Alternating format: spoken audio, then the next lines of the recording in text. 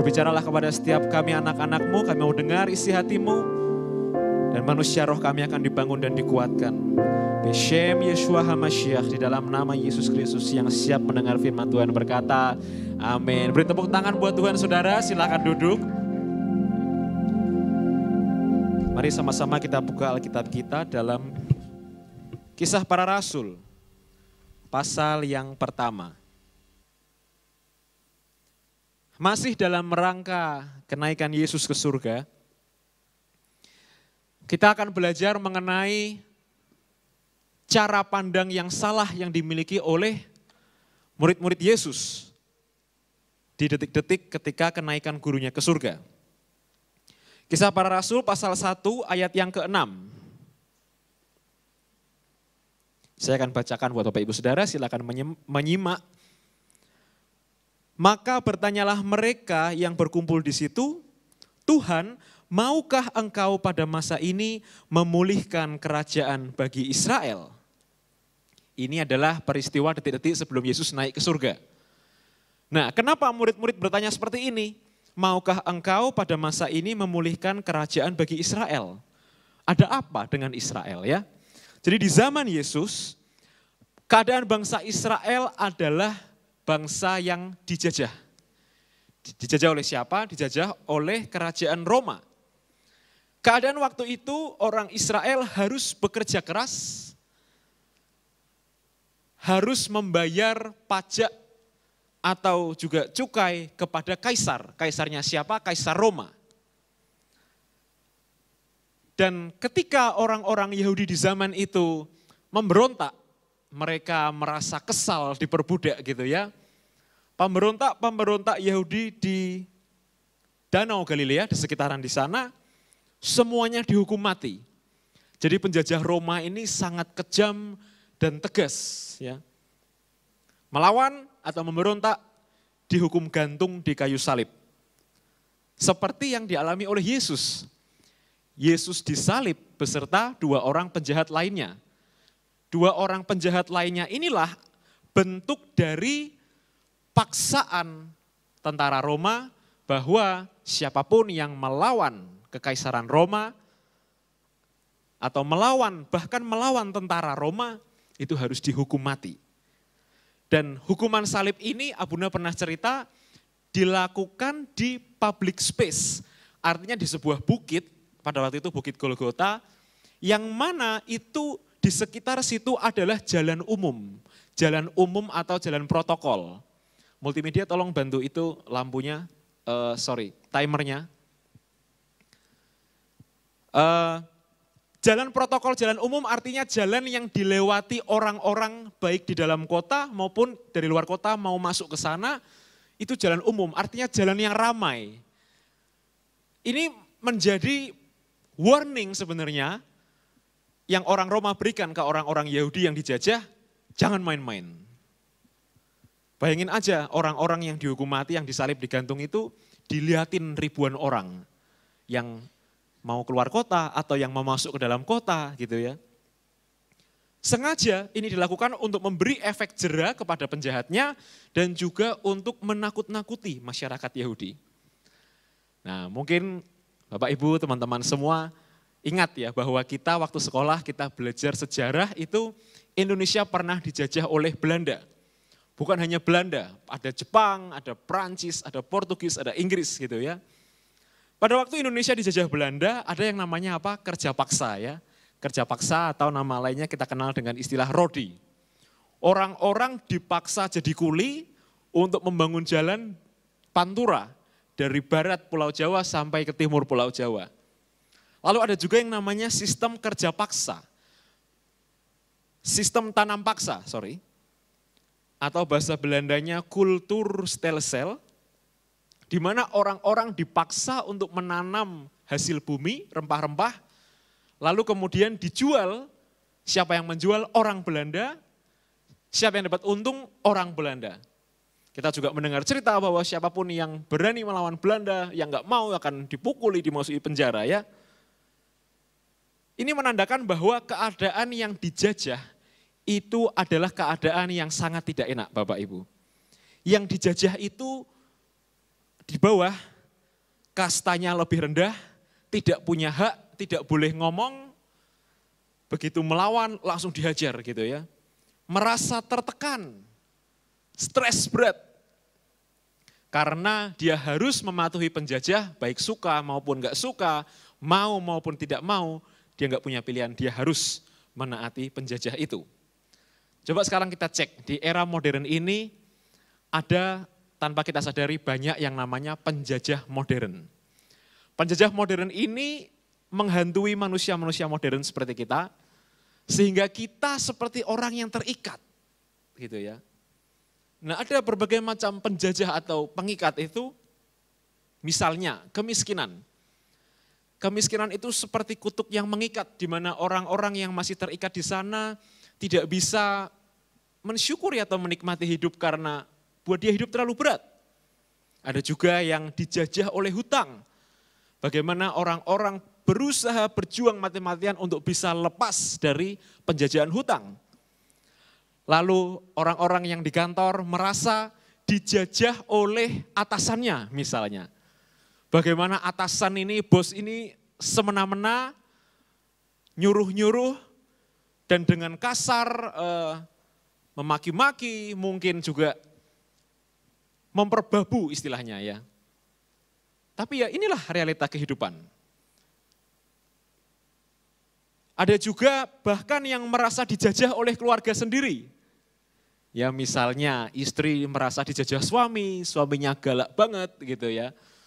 Ada suami yang dijajah oleh istri yang mana STI, suami takut istri gitu ya, pernah dengar itu? Ada juga orang tua yang dijajah oleh anaknya, yang mana anaknya ini nggak bisa dikasih tahu, melawan dan berani sama orang tua. Jadi orang tua selalu kalah gitu ya. Ada macam-macam penjajah modern hari-hari ini. Dan itu sangat manusiawi Bapak Ibu, sangat-sangat manusiawi. Dan di ayat yang ke-6 yang tadi kita baca, ketika murid-murid bertanya, Tuhan, maukah engkau pada masa ini memulihkan kerajaan bagi Israel? Dalam tanda kutip, dalam kata lain sebenarnya murid-muridnya berkata, Tuhan, kapan penjajahan ini selesai? Kapan penderitaan ini akan berakhir? Karena kami semua sangat menderita Tuhan gitu ya. Tuhan Yesus sebenarnya tahu, karena dia juga hidup 40 tahun itu dalam jajahan Roma. Nah, di sini kita melihat ada sebuah kesalahpahaman. Karena ketika orang-orang Yahudi berdoa minta Mesias, minta juru selamat, mereka berekspektasi Mesias itu adalah Superman yang punya kekuatan super, yang bisa mengusir penjajah seperti Simpson dengan kekuatan supernya bisa mengalahkan musuh orang Israel, yaitu waktu itu orang Filistin. Mereka berharap Mesias ini yang membawa Israel mengalami kemerdekaan dari penjajah. Yang punya super power gitu ya. Mungkin kalau tentara Roma menyerbu, lalu Mesias ini akan hangus semua. Mereka berharap seperti itu. Mereka ingin ada perang melawan musuh, musuhnya ini penjajah Roma, yang mana Mesias ini datang untuk membela orang-orang kecil, membela orang-orang sengsara. Karena pada waktu itu yang namanya orang-orang elit, orang-orang yang sangat kaya di zaman Yesus, mereka tidak merasa terjajah karena mereka punya banyak duit, mereka merasa dekat dengan pejabat-pejabat penjajah itu. Tapi orang-orang kecil di bawahnya itulah yang merasakan kesengsaraan. Dan Yesus memilih murid-muridnya dari orang-orang kecil, dari nelayan. Nah, orang Yahudi punya image bahwa suatu hari nanti Mesias akan datang dan akan membawa pembebasan seperti yang dinubuatkan oleh Nabi Yesaya. Tapi di sini Yesus mengingatkan bahwa ternyata orang Yahudi lupa kalau musuh utama mereka bukan penjajah duniawi, bukan penjajah daging yang punya senjata, yang punya perlengkapan besi, yang punya kemampuan militer yang kuat, seperti orang Roma. Tetapi yang Tuhan mau, Mesias datang untuk menyelamatkan bangsa Israel dari penjajah roh. Apa penjajah roh? Yaitu dosa dan maut. Jadi ini yang keliru, di mana bangsa Israel salah paham. Dan ketika doa bangsa Israel minta Mesias itu dijawab, Elohim tidak memberikan seperti yang bangsa Israel minta, yaitu pembebasan atau kemerdekaan atau kemenangan dari Roma. Tapi dia berikan apa yang diperlukan oleh bangsa Israel, yaitu adalah salvation, keselamatan. Nah, seringkali kita sebagai orang Kristen, Bapak Ibu, kita juga salah paham. Karena kita ingin Tuhan menjawab doa kita seperti persis yang kita inginkan, 100% sama. Dan kita selalu pengen Tuhan menjawab doa kita itu instan atau cepat. Kita pengen Tuhan berkati aku agar aku hidupnya sehat, umur panjang, kaya raya, mati masuk surga gitu ya. Semua orang pengen doa seperti itu. Saya pun juga mendoakan hal-hal baik dalam hidup saya. Tapi seringkali Tuhan tidak mau kita dengan mudah atau dengan instannya mendapatkan semua keindahan itu. Tuhan sebenarnya menjawab doa kita, tapi Dia ingin agar kita punya karakter yang terproses terlebih dahulu. Tuhan ingin membentuk kita terlebih dahulu, agar kita terus mengandalkan Dia. Bayangkan aja, misalnya kita lagi sakit, lalu kan kita pengennya apa? Kita pasti pengen segera sembuh. Tuhan, aku berdoa Adonai Rafa, Allah yang menyembuhkan, dalam nama Yesus sembuh gitu ya. Kita bilang amin langsung sembuh. Tapi tahukah Anda bahwa kadang sakit penyakit itu diizinkan hadir di hidup kita untuk membuat kita merefleksi diri apa yang salah yang saya lakukan. Bulan lalu waktu Lebaran, saya masuk rumah sakit Bapak Ibu Saudara. Waktu momen di mana semua orang liburan, ketemu teman, keluarga, tapi saya harus diam di rumah sakit. Karena sakit. Lalu saya di sana itu saya rasanya seperti mau mati Bapak Ibu, karena sesak napas. Asmanya kambuh, jadi nafas itu sampai bunyi, sampai kayak gitu ya. Dan setiap kali saya asma selalu saya paranoid, aduh aku hidup enggak ya, aku bisa survive enggak ya. Selalu seperti itu, karena betul enggak bisa napas itu ternyata rasanya mengerikan. Tapi kalau tidak ada asma, saya dapat hikmat Tuhan bahwa saya akan makan itu dengan tidak terkontrol. Semua saya makan, micin-micin, moto-moto, MSG itu ya.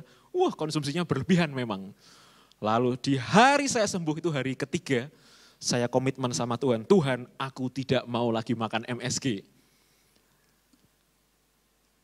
Artinya apa? Seringkali Tuhan izinkan penyakit datang ke hidup kita untuk menyadarkan kita, oh iya ya ternyata aku udah banyak makan jorok, banyak makan junk food, waktunya kembali makan sayur dan buah.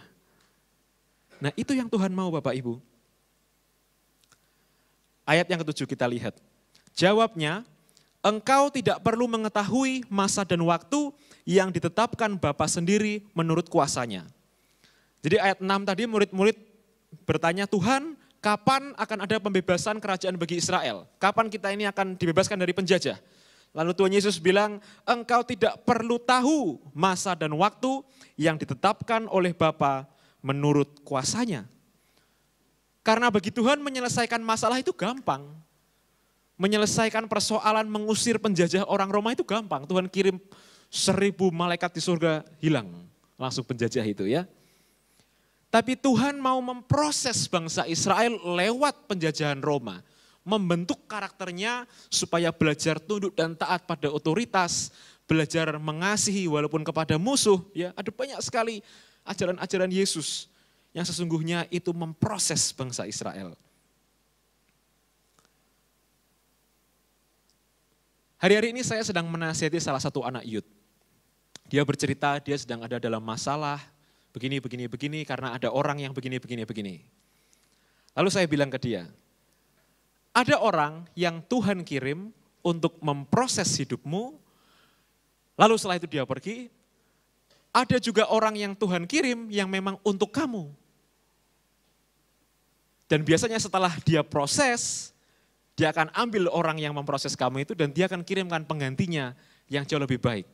Reward, karena kita berhasil lulus ujian. Artinya apa? Walaupun kita saat ini mengalami penindasan, itu adalah bentuk proses dari Tuhan. Dan kalau Tuhan izinkan itu terjadi di hidup kita, maka kita tidak boleh menolaknya. Justru kita harus bersyukur karena kita lagi digodok oleh Tuhan. Lagi disempurnakan. Ada quote Abuni itu bagus sekali. Penderitaan memurnikan jiwa. Wah, terdengar mengerikan Bapak Ibu. Tapi betul. Orang-orang yang menderita biasanya jiwanya murni dan tulus. Nah, jangan sampai kita punya hati yang keras dan bebal, maka kita diproses berat sama Tuhan, baru kita bertobat.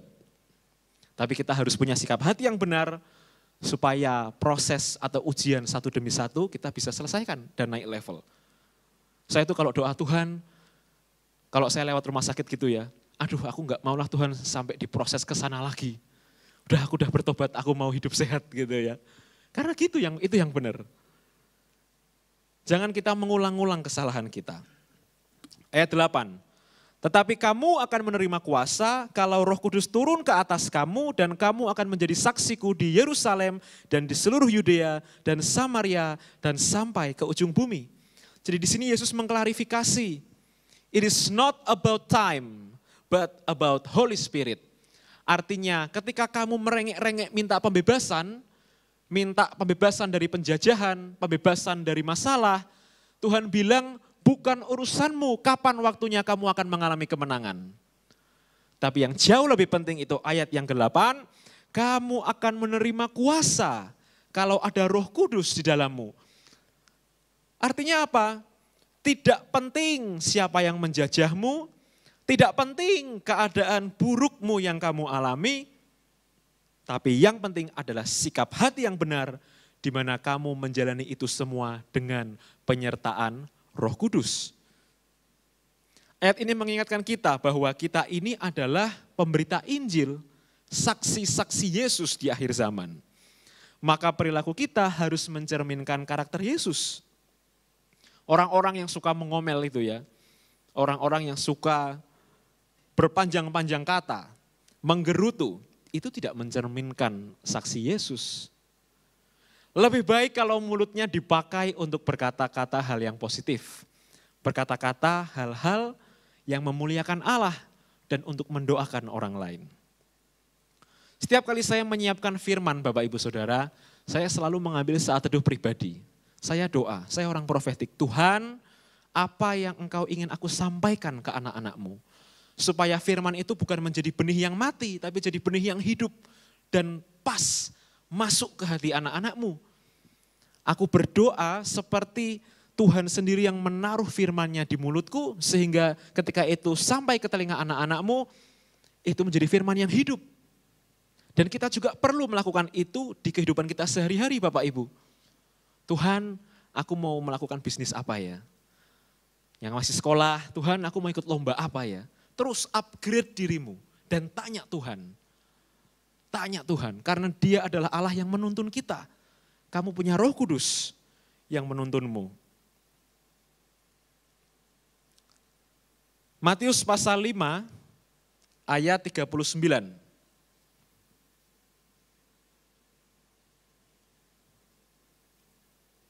Matius pasal 5 ayat 39. Sampai 45 kita akan baca perlahan-lahan. Tetapi aku berkata kepadamu, janganlah kamu melawan orang yang berbuat jahat kepadamu, melainkan siapapun yang menampar pipi kananmu, berilah juga kepadanya pipi kirimu. Ayat yang barusan kita baca, ini adalah bentuk teguran Tuhan kepada orang Yahudi yang pada waktu itu dijajah tentara Roma. Kalau kamu ditampar pipi kananmu, berikan juga pipi kirimu. Artinya jangan membalas. Siapa yang suka menampar? Orang tentara Roma. Seperti yang cerita saya tadi, orang Roma itu kan semena-mena ya. 40, dan kepada orang yang hendak mengadukan engkau karena mengingini mengingini bajumu, serahkanlah juga jubahmu. Artinya kalau ada orang yang pengen sesuatu dari kamu, kasih aja, bahkan beri lebih.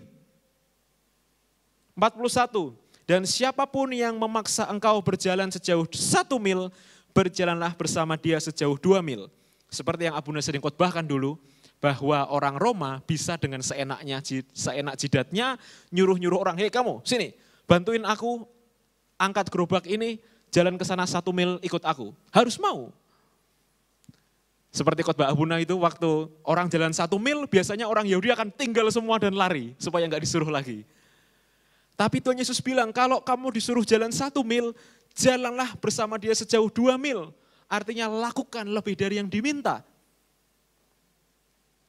42, berilah kepada orang yang meminta kepadamu dan janganlah menolak orang yang mau meminjam daripadamu. Berilah, karena terlebih bahagia memberi daripada menerima. 43, kamu telah mendengar firman, kasihilah sesama manusia dan bencilah musuhmu. 44, tetapi aku berkata kepadamu, kasihilah musuhmu dan berdoalah bagi mereka yang menganiaya kamu. Jadi ternyata Mesias datang bukan untuk mengusir penjajah. Oke? Tapi Mesias datang memberi firman, kasihilah musuhmu, kasihilah penjajahmu, dan berdoalah bagi mereka yang menganiaya kamu. Wow, ini pengajaran yang lain. 45 terakhir.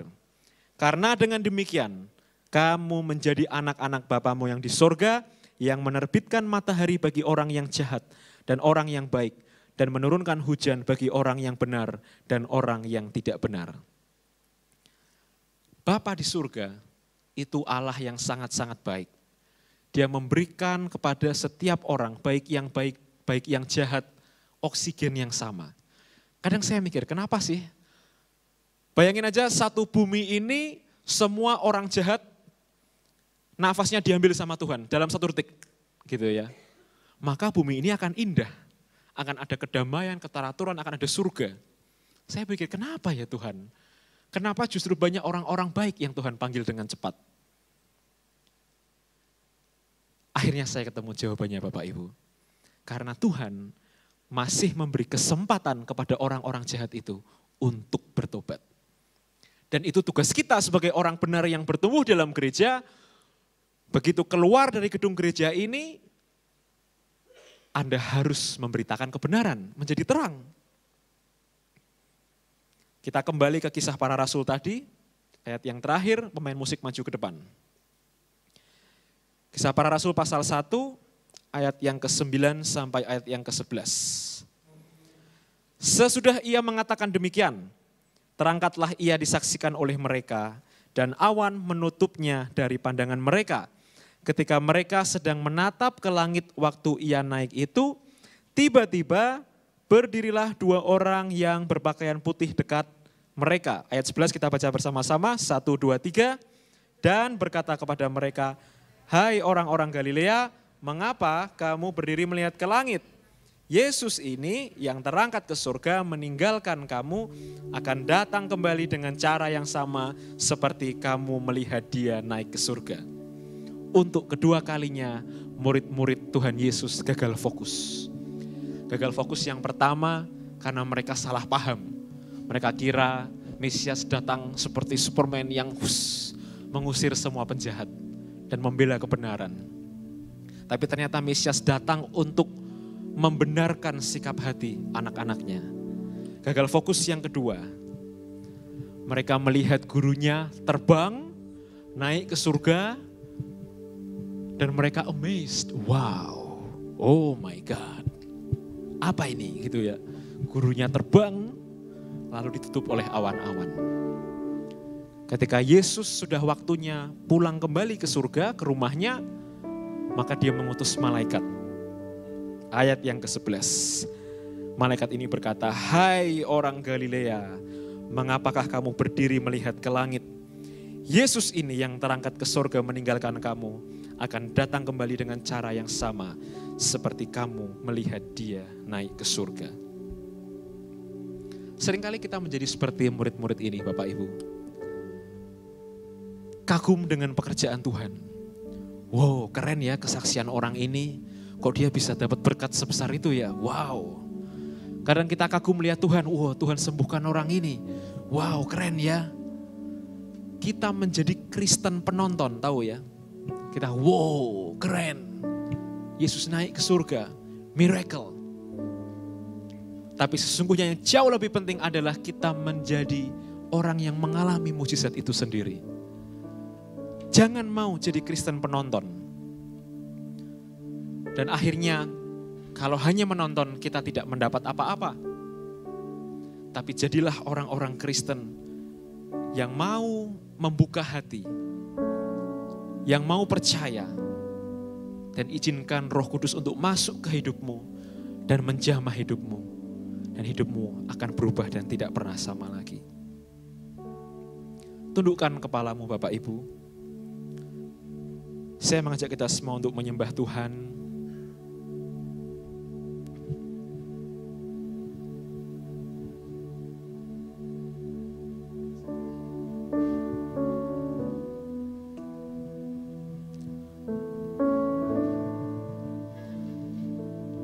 Dalam rangka kenaikan Yesus ke surga, Dia berjanji akan mengirimkan kepada setiap orang seorang penolong, seorang Roh yang kudus, yang selalu menemani, selalu membawa sukacita, selalu memberikan kekuatan. Sore hari ini saya mengajak Bapak Ibu untuk menyembah Tuhan Yesus, fokus kepadanya, jangan lagi fokus dengan penjajah, tapi fokus dengan Roh Kudus seperti yang Tuhan Yesus mau.